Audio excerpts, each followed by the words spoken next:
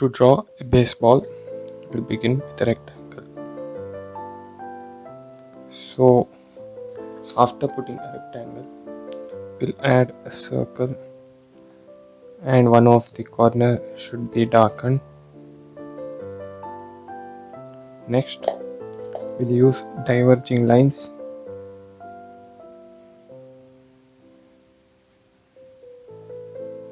on the either side. Next, we'll connect these two diverging lines with a curve. Then we'll add more details on the handle.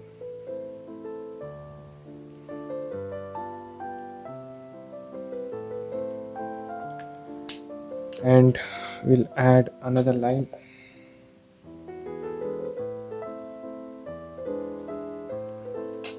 With this time, we'll start coloring.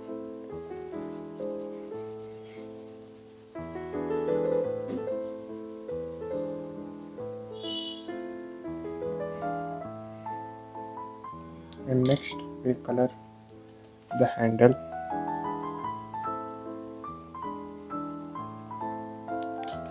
And that's how you draw a baseball bat.